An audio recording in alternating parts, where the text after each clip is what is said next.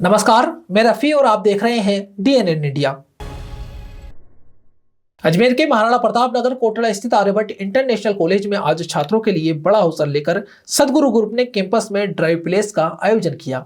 Global HR of सदगुरु group Ajit Singh के नेतृत्व में आयोजित इस प्लेसमेंट ड्राइव में कॉलेज के करीब 60 से 70 विद्यार्थियों ने उत्साहपूर्वक हिस्सा लिया। अजमेर के महाराणा प्रताप कोटड़ा स्थित आर्यभट्ट इंटरनेशनल कॉलेज में आज छात्रों के लिए बड़ा अवसर लेकर सदगुरु ग्रुप ने मेगा कैंपस ड्राइव का आयोजन किया। ग्लोबल एचआर ऑफ सदगुरु ग्रुप अजीत सिंह के नेतृत्व में आयोजित इस प्लेसमेंट ड्राइव में कॉलेज के करीब 60 से 70 विद्यार्थियों ने उत्साहपूर्वक हिस्सा लिया। ड्राइव के दौरान अजीत सिंह ने विद्यार्थियों को वर्तमान बाजार स्थितियों और इंडस्ट्रीज की मांगों को देखते हुए उपलब्ध करियर विकल्पों पर विस्तृत जानकारी दी। उन्होंने बताया कि सदगुरु ग्रुप देश विदेश में एक प्रतिष्ठित और चर्चित संस्था है जो travel, hospitality, hotel management, corporate services सहित कई सेक्टरों में युवाओं को स्थायी और दीर्घकालिक करियर अवसर प्रदान करता है। अजीत सिंह ने छात्रों को बताया कि सदगुरु ग्रुप में विभिन्न विभागों के लिए स्किल बेस्ड रोल उपलब्ध है, जहां विद्यार्थी अपनी रुचि और कौशल के आधार पर अपना भविष्य सुरक्षित कर सकते हैं। उन्होंने कहा कि कंपनी निरंतर युवाओं की प्रतिभाओं को अवसर देने और उन्हें प्रशिक्षित कर बेहतर करियर पथ उपलब्ध करवाने के लिए देश भर में कैंपस ड्राइव आयोजित करती रहती है। कैंपस ड्राइव के दौरान विद्यार्थियों के पर्सनल इंटरव्यूज राउंड लिए गए, जिनमें विभिन्न प्रतिभाओं ने प्रदर्शन के आधार पर कई छात्रों का चयन किया गया। बता दें कि इस तरह के अवसर सदगुरु ग्रुप द्वारा समय समय पर उपलब्ध करवाए जाते रहे हैं। Hello, my name is Ajit Singh. I am the global HR head of सदगुरु ग्रुप। आज हम आर्यभट्ट इंटरनेशनल कॉलेज के महाराणा प्रताप कोटड़ा ब्रांच पे आए थे। इस कॉलेज में हमने कैंपस ड्राइव प्लेस ऑर्गेनाइज की थी और मैनेजमेंट के सपोर्ट से अप्रॉक्स यहाँ पे 60-70 बच्चे आए थे जिन्होंने पार्टिसिपेट किया। यहाँ के हमारे प्रोसेस को अटेंड किया। उनको हमने मार्केट के हिसाब से बहुत सी अपॉर्चुनिटीज के बारे में, सदगुरु ग्रुप के बारे में अवगत कराया कि सदगुरु ग्रुप में रोजगार के क्या क्या अवसर उपलब्ध हैं और कौन कौन से सेगमेंट में वो अपने लॉन्ग टाइम कैरियर को देख सकते हैं। अजमेर में सदगुरु ग्रुप एक one of the most aspiring जो जगह है, वहाँ पे रोजगार के अवसर प्रदान होते हैं।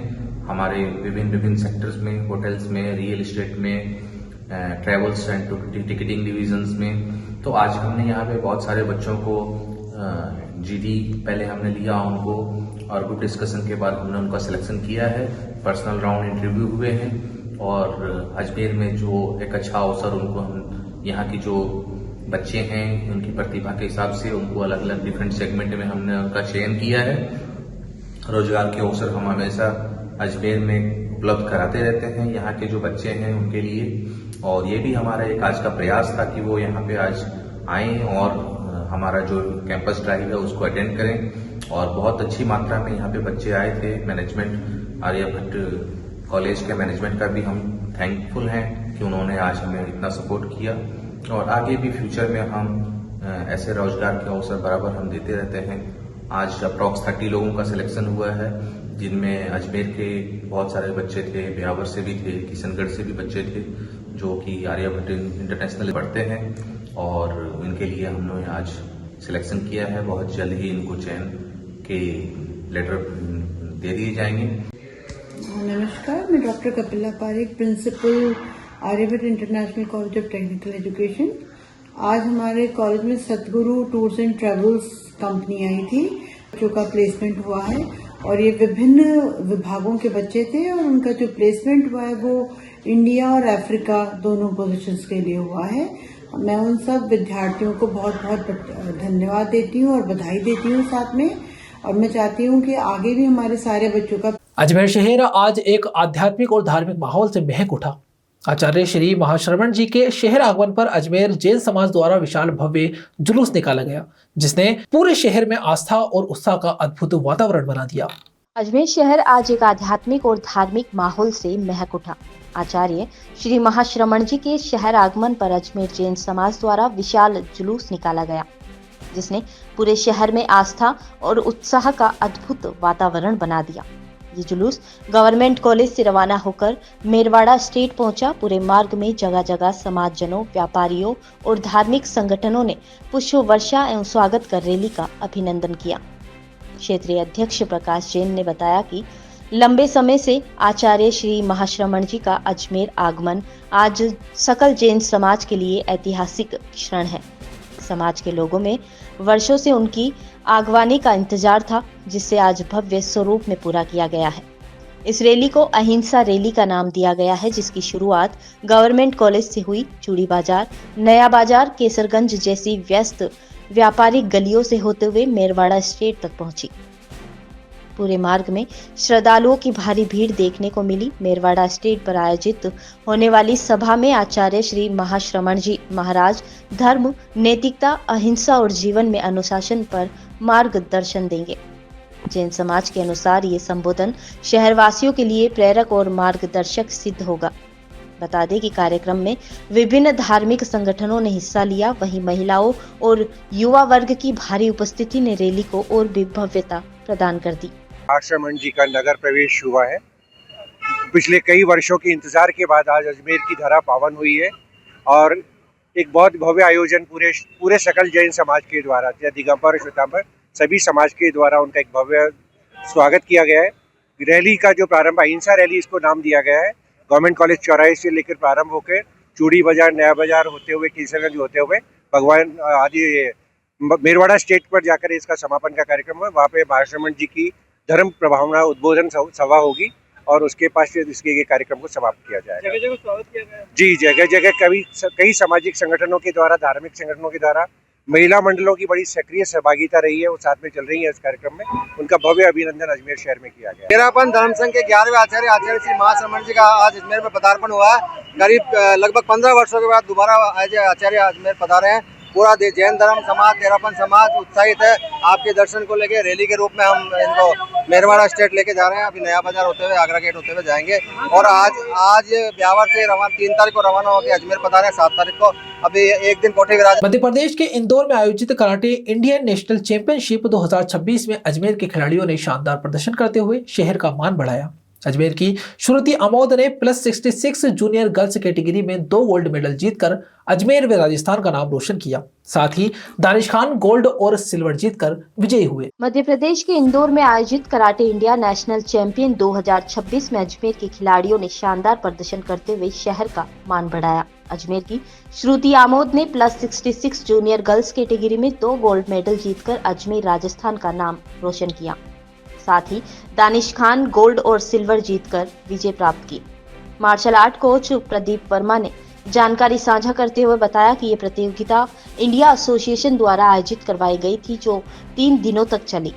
इस नेशनल टूर्नामेंट में 12 से ज्यादा राज्यों के 400 से अधिक प्रतिभागियों ने हिस्सा लिया। प्रतियोगिता में हर कैटेगरी से सर्वश्रेष्ठ प्रदर्शन करने वाले खिलाड़ियों को आगे चुना गया था। टूर्नामेंट में राजस्थान के खिलाड़ियों का प्रदर्शन बेहद शानदार रहा। हर कैटेगरी में गोल्ड मेडल जीतने वाले बच्चों को चयनित किया गया और कुल मिलाकर राजस्थान ने हाईएस्ट मेडल अपने नाम किए। शानदार प्रदर्शन के दम पर राजस्थान टीम ने 2nd स्थान हासिल किया और ट्रॉफी भी प्राप्त की। गौरतलब है कि ये पहली बार था जब राजस्थान की टीम ने इस चैंपियनशिप में हिस्सा लिया और बेहतरीन प्रदर्शन के साथ रनर अप रहकर सभी का ध्यान अपनी ओर खींच लिया। कराटे इंडिया एसोसिएशन जो है, नेशनल बॉडी है, उन्होंने कराटे का इवेंट करवाया था। 4 डेज का इवेंट था। 2 तारीख को रिपोर्टिंग थी, 3, 4, 5 का टूर्नामेंट था। इसमें काता, फाइट और टीम काता का इवेंट रखा गया था। करीब 12+ स्टेट ने पार्टिसिपेट किया था और 400 से अधिक बच्चों ने पार्टिसिपेट किया अलग अलग इवेंट में। हमारे यहाँ से राजस्थान से सभी सिलेक्टेड बच्चे, जो हर कैटेगरी में हर बच्चे ने जो गोल्ड मेडल जीता था वही बच्चा सेलेक्ट होके गया था और सभी बच्चों ने अपना बेस्ट दिया। बिकॉज सभी प्रैक्टिस करते हैं एकेडमी में, सभी बच्चों ने अपना बेस्ट दिया और उसी का रिजल्ट ये रहा कि राजस्थान की 2nd नंबर पोजीशन आई है, जिसमें ये ट्रॉफी मिली है। पूरे राजस्थान के बच्चों ने हाईएस्ट मेडल लिए, तो उसकी वजह से 2nd ट्रॉफी मिली। और आने वाले टाइम में जो लीग टूर्नामेंट है उसमें ये 1st, 2nd, 3rd, 4th वाले बच्चे सभी पार्टिसिपेट करेंगे। तो ये हम सबके लिए गर्व की बात है कि पहली बार राजस्थान ने नेशनल लेवल पे टीम चैंपियनशिप ली है रनर अप रही है। कहाँ पर हुआ था टूर्नामेंट? टूर्नामेंट इंदौर में दिल्ली कॉलेज है, वहाँ पे ऑर्गेनाइज किया था दिल्ली कॉलेज वालों ने। मेरा नाम स्तुति आमोद है और हम सब टीम के साथ इंदौर मध्य प्रदेश में हेल्ड हुआ था कराटे इंडिया नेशनल चैंपियनशिप 2026, जिसमें मैंने +66 कैटेगरी में जूनियर गर्ल्स में 2 गोल्ड मेडल जीते हैं। और हमारे प्रदीप सर, सेंसी प्रदीप वर्मा हमारे साथ पूरा टाइम बने रहे। सभी पेरेंट्स का बहुत अच्छा सपोर्ट रहा और टूर्नामेंट पूरी अच्छी तरह सफल रहा। टूर्नामेंट बहुत अच्छा था, बहुत कुछ सीखने को मिलता है। ये ऑल ओवर इंडिया की फेडरेशन थी कराटे इंडिया की, और ये मध्य प्रदेश इंडिया वो इंदौर में हुआ था दिल्ली कॉलेज के अंदर। और इसके अंदर बहुत अच्छे बच्चे आए थे, कुछ सीखने को मिला था। हार के कुछ बच्चे सीखते हैं। और मैं महाराजा के रशन पब्लिक स्कूल से हूँ। क्रेडिट वहाँ पे राजस्थान से 49 स्टूडेंट्स गए थे, जिन्हों के कुछ बच्चों के गोल्ड लगा और कुछ के मेडल लगे। और राजस्थान ऑल ओवर इंडिया में 2nd पोजीशन पे आई है, और इसके लिए मैं बहुत प्राउड फील करता हूँ। और सेंसी प्रदीप वर्मा को भी मैं थैंक ऑल करना चाहता हूँ, ताकि वो और बच्चों को सिखाए और ऑल ओवर इंडिया। अजमेर के जवाहरलाल नेहरू मेडिकल कॉलेज और अजमेरू ऑर्थोपेडिक सोसाइटी के संयुक्त तत्वाधान में रोजाकॉन 2026 राष्ट्रीय अंतर्राष्ट्रीय ऑर्थोपेडिक सम्मेलन का आयोजन 9 से 11 जनवरी 2026 तक किया जाएगा। अजमेर के जवाहरलाल नेहरू मेडिकल कॉलेज और अजमेरू ऑर्थोपेडिक सोसाइटी के संयुक्त तत्वाधान में राजाकॉन 2026 राष्ट्रीय अंतर्राष्ट्रीय ऑर्थोपेडिक सम्मेलन का आयोजन 9 जनवरी से 11 जनवरी 2026 तक किया जा रहा है। ये राजस्थान ऑर्थोपेडिक एसोसिएशन का वार्षिक सम्मेलन है, जिसकी तैयारी स्थानीय आयोजन समिति पिछले 2 वर्षों से लगातार कर रही है। बता दें कि इस बार सम्मेलन का मुख्य आकर्षण अजमेर में पहली बार आयोजित होने वाली कैडेवरिक वर्कशॉप और रोबोटिक जॉइंट रिप्लेसमेंट वर्कशॉप रहेगा, जिसमें विशेषज्ञ आधुनिक तकनीकों का लाइव प्रदर्शन करेंगे। 3 दिवसीय इस भव्य सम्मेलन में देश विदेश से 500 से अधिक डेलीगेट्स और 100 से अधिक राष्ट्रीय और अंतर्राष्ट्रीय फैकल्टीज भाग लेने पहुंचेंगी। सम्मेलन में ऑर्थोपेडिक सर्जरी की विभिन्न विशेषताओं जैसे trauma, joint replacement, spine surgery, sports injury, head surgery, paediatrics, orthopaedics, onco orthopaedics और आधुनिक रोबोटिक सर्जरी पर विशेष सत्र आयोजित किए जाएंगे। ये राजस्थान ऑर्थोपेडिक एसोसिएशन की ये जो वार्षिक हमारा सम्मेलन होता है, इसमें सभी जो ऑर्थोपेडिक की सब स्पेशलिटी है, इनको इंक्लूड करके सभी के ऊपर प्रकाश डाला जा रहा है, और उनमें क्या क्या इनोवेशंस हैं उनके बारे में चर्चाएं। तो करीब 500 चिकित्सक शामिल हो रहे हैं। ये रोबोटिक जो सर्जरी, हाँ बिल्कुल, अजमेर बिल्कुल तैयार है, और यहाँ पे हमारी फैकल्टी और हम उसके लिए प्रशिक्षित हैं। ये राजस्थान ऑर्थोपेडिक सर्जन एसोसिएशन का वार्षिक कॉन्फ्रेंस है, जिसमें कि राजस्थान से देश पूरे भारत से और कुछ विदेशों से भी डेलीगेट्स और फैकल्टी मेंबर्स इसमें भाग ले रहे हैं। टोटल हमारे यहाँ पर जो आने वाले डेलीगेट्स और फैकल्टी वो 500 से ज़्यादा है। और ये कॉन्फ्रेंस एक cadaveric workshop JLN medical college anatomy विभाग में होगा। उसके अलावा बाकी कॉन्फ्रेंस पुष्कर में बॉलीवुड रिजॉर्ट में आयोजित। मुख्य में 9 तारीख से कार्यक्रम शुरू होगा। 9 तारीख को ही कॉन्फ्रेंस का उद्घाटन है।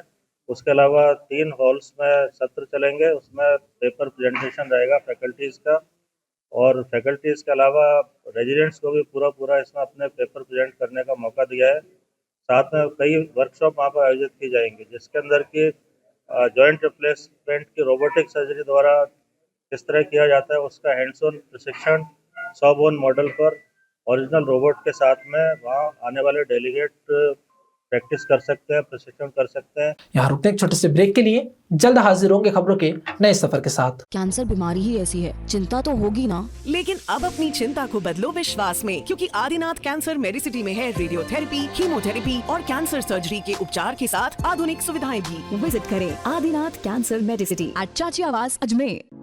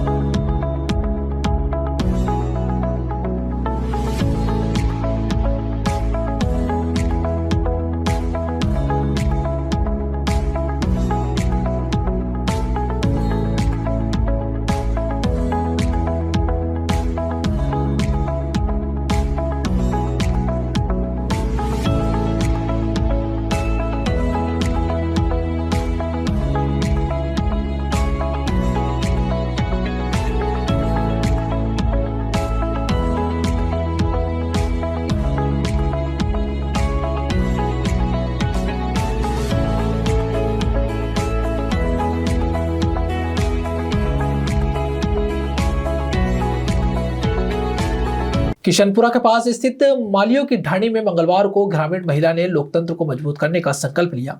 एक दीपक एक संकल्प मेरा वोट मेरा अधिकार के संदेश के साथ महिला ने मतदान के प्रति जागरूकता बढ़ाने की पहल की। किशनपुरा के पास स्थित मालियों की ढाणी में मंगलवार को ग्रामीण महिलाओं ने लोकतंत्र को मजबूत बनाने का संकल्प लिया। एक दीपक एक संकल्प मेरा वोट मेरा अधिकार के संदेश के साथ महिलाओं ने मतदान के प्रति जागरूकता बढ़ाने की पहल की। उपखंड अधिकारी गुरु प्रसाद तंवर के निर्देशन पर घर घर जाकर मतदाता जागरूकता अभियान चलाया गया। सुप्रीम प्रभारी डॉक्टर रोशनदीप श्रीमाली और संस्थान की सीईओ वेद प्रथा सेन ने जानकारी देते हुए बताया कि महिलाओं और दिव्यांगजनों के लिए प्रीतम ओझा द्वारा जागरूकता नारे लगवाए गए ताकि हर नागरिक मतदान के महत्व को समझ सके। आज मतदाता जागरूकता का जो कार्यक्रम था वो हमारे पुष्कर एसडीएम गुरु प्रसाद तंवर के निर्देशन में हुआ और ये प्रोग्राम आज किशनपुरा मालियों की ढाणी में आयोजित हुआ, जिसमें यहाँ के लोगों ने बढ़ चढ़कर कार्यक्रम में भाग लिया। आज जैसा कि आप सबको पता है तिल चौथ है, तो यहाँ तिल चौथ पर इन महिलाओं ने जिस तरह से अपने पति के सौभाग्य की उम्र मांगी, उसी तरह से लोकतंत्र को जिंदा रखने के लिए इन्होंने आज दीपक लगाकर और लोकतंत्र को जिंदा रखने के लिए दीपक लगाया। घर घर जाकर मंगल गीत गाते हुए सभी को वोटों के लिए जागरूक किया। तो विशेषतर हमारा इसमें सहयोग रहा ज्योतिर्गमय सेवा संस्थान का, जिसमें वेद प्रभा जी और उनकी पूरी टीम ने इसमें सहयोग दिया। और ये भावी जब भी हमारा कार्यक्रम होता है ज्योतिर्गमय सेवा संस्थान का मेरा विशेष सहयोग रहता है। इसके साथ में ही हमारी पूजा जैन है वुमेन राइट्स की, उसका भी सहयोग मेरे साथ रहता है। इस तरह से ये हमारा आगामी रोज का ये जो होगा नारी चौपाल प्रोग्राम हम आज दीपक लगाकर ये शुरुआत की है और आज ये आगामी 10 तारीख तक हमारा ये नारी चौपाल कार्यक्रम का प्रत्येक ग्राम पंचायत में हम जाएंगे और एक दीपक लगाकर एक बंदर माल मारकर एक संकल्प लेंगे कि हमारा वोट हमारा अधिकार है। इस तरह से हमारा ये मतदाता जागरूकता कार्यक्रम चलता रहेगा। मतदाता दिवस को लेकर के आप लोगों को क्या जागरूकता जी, अभी आपको पता है 25 जनवरी को विशेष मतदाता दिवस होता है, तो इसमें हम यही कहेंगे जिस तरह से लोकतंत्र में आपका महत्व तभी होगा जब आप मतदान करेंगे और हम यही संकल्प दिला रहे हैं कि लोकतंत्र को जिंदा रखना है तो अपना मतदान का प्रयोग जरूर करें। इस तरह से हमारी ये मुहिम चलती है। अजमेर के जेएलएन अस्पताल में आयुष्मान भारत डिजिटल मिशन के तहत ABHA डिजिटल हेल्थ कार्ड बनना शुरू हो गया है, लेकिन लोगों में जागरूकता कम होने के कारण अस्पताल प्रशासन ने जगह जगह बैनर लगाकर अभियान तेज कर दिया। इसी संदर्भ में आज अस्पताल प्रशासन द्वारा एक प्रेस वार्ता आयोजित कर इन विषयों की जानकारी साझा की गई। अजमेर के जेएलएन अस्पताल में आयुष्मान भारत डिजिटल मिशन के तहत आभा डिजिटल हेल्थ कार्ड बनना शुरू हो गया है, लेकिन लोगों में जागरूकता कम होने के कारण अस्पताल प्रशासन ने जगह जगह बैनर लगाकर अभियान तेज कर दिया है। इस संदर्भ में आज अस्पताल प्रशासन द्वारा एक प्रेस वार्ता आयोजित कर इन विषयों की बेहतर जानकारी दी गई। मेडिकल कॉलेज के प्राचार्य डॉक्टर अनिल सामरिया, अधीक्षक डॉक्टर अरविंद खरे और उप अधीक्षक डॉक्टर अमित यादव ने जानकारी साझा करते हुए बताया कि आभा कार्ड एक यूनिक डिजिटल हेल्थ आईडी है जिसमें मरीजों की सारी मेडिकल हिस्ट्री सुरक्षित रहेगी। मरीज घर बैठे रजिस्ट्रेशन कर टोकन नंबर भी ले सकेंगे, जिसमें लंबी कतारों से राहत मिलेगी। अस्पताल प्रशासन ने यह भी स्पष्ट किया है कि आयुष्मान कार्ड और आभा कार्ड बिल्कुल अलग है।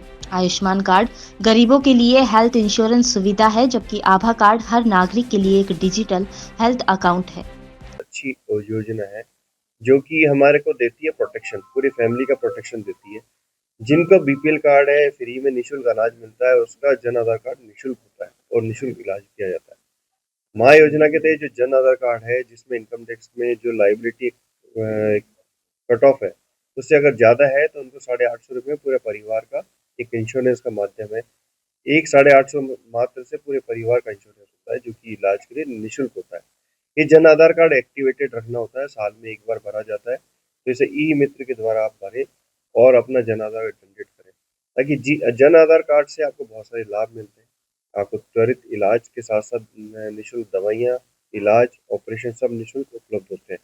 तो आप परेशान नहीं हो, इसलिए इसको जरूर आप अपलोड करें। जन आधार एक बहुत ही अच्छी योजना है, इसका लाभ उठाएं। जनता को हम कहना चाहेंगे कि आप सभी इन जितनी राज्य सरकार के द्वारा जो योजनाएं चल रही हैं ये आप लोगों के लिए है, आप इसका लाभ उठाएं और सब स्वस्थ रहें, लेकिन जब आवश्यकता हो तो इनका लाभ उठाना चाहिए।